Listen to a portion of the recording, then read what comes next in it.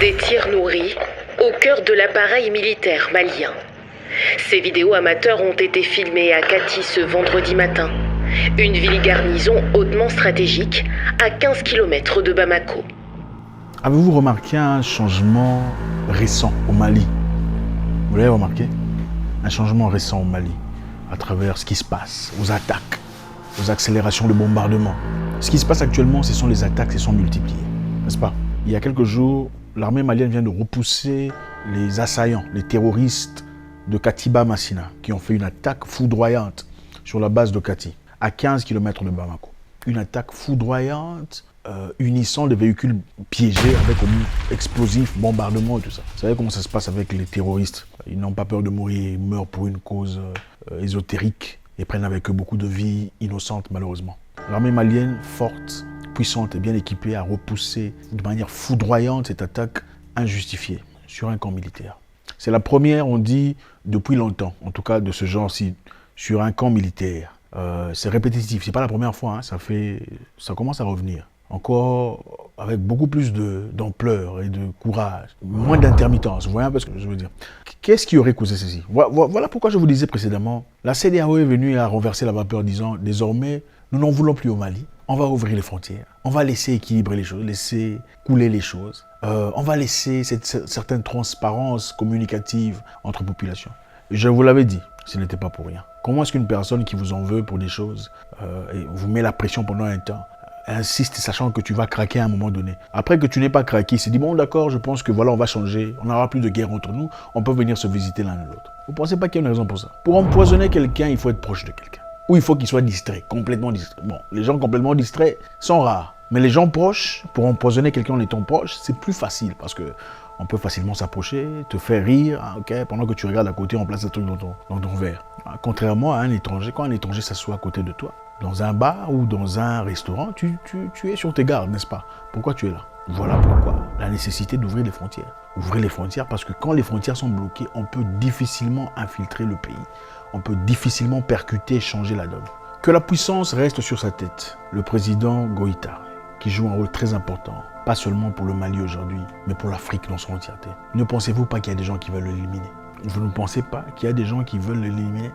Pourquoi? Parce que voilà, l'Occident est habitué à régner sur l'Afrique. Okay? L'Occident, c'est un peu comme le genre de monsieur à qui on ne dit jamais non. Vous voyez un peu, quand on lui dit non, c'est révoltant. Donc ça percute son ego à un point où il est prêt à en découdre. Si c'est un militaire, je ne sais pas si vous connaissez, hein, vous avez déjà vécu dans des pays où il y a des militaires instables, un chef colonel instable à qui tu dis non sur quelque chose, il risque de te faire arrêter ou te faire battre en public. Et c'est ça l'Occident. L'Occident n'est pas habitué à être poussé à une table pour discuter, pour négocier, pour parler. Et aujourd'hui, ils font face à pas seulement une personne, mais un groupe de personnes assez fortes qui se lèvent en autorité pour le bien de leur pays. Venez, on va discuter sur table, de égal à égal, sur des points élémentaires, des points importants sur comment on peut tous progresser. Ils n'aiment pas ça. Maintenant, on va créer tout ce qu'il y a comme,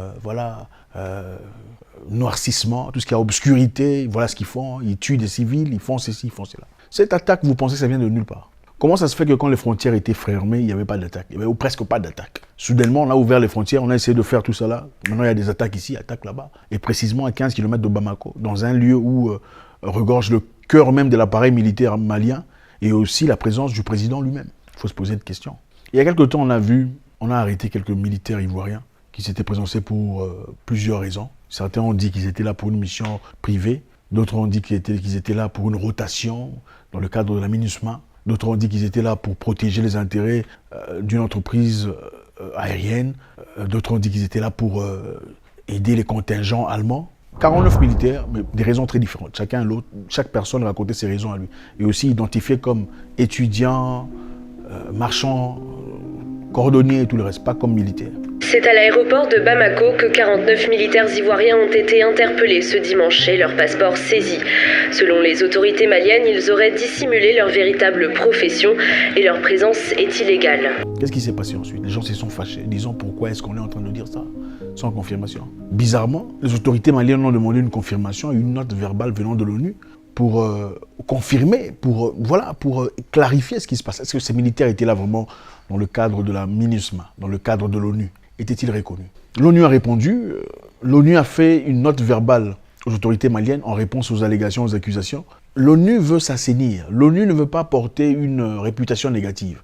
Alors l'ONU prend soin de l'ONU. L'ONU a dit, en premier, en prenant des grandes phrases, inspirées par un grand que je respecte, du Cameroun, un aîné.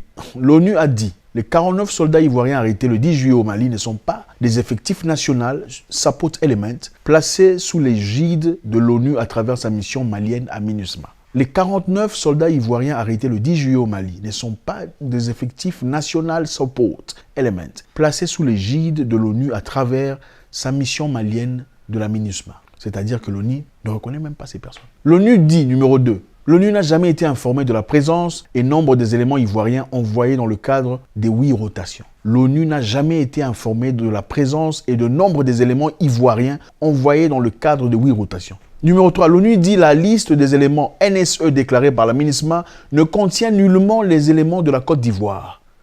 La MINUSMA a sorti la liste qu'elle a présentée à l'ONU et l'ONU dit la liste des éléments NSE déclarés par la MINUSMA ne contient nullement des éléments de la Côte d'Ivoire. Je m'arrête là. Il y en a beaucoup, mais je m'arrête là. C'est pour dire. Ce n'est pas une attaque de la Côte d'Ivoire sur le Mali. Ce n'est pas ce que je dis. C'est une attaque des gens qui veulent soutenir une force supérieure qui les a placés là où ils sont, dans le but de déstabiliser le Mali, pour un profit général. C'est-à-dire qu'il y a une force quelque part qui veut contrôler cet aspect de l'Afrique, cette région de l'Afrique, comme elle a toujours fait depuis très longtemps. Et pour ça, il faut évidemment placer des marionnettes, placer des gens qui travaillent sous l'égide de cette force. C'est-à-dire, on te place là, contre tes frères. Ton objectif est de promouvoir nos entreprises, d'assurer que nos compagnies, nos multinationales bénéficient de tout ce qu'il y a comme marché chez vous.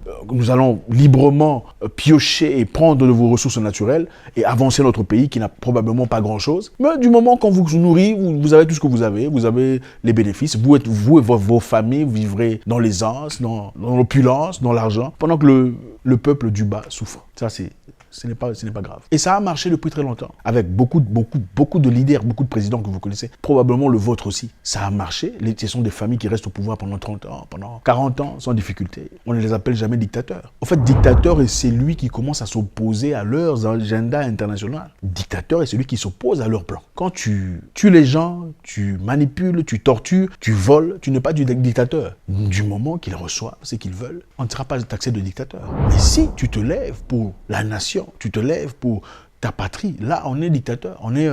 voilà.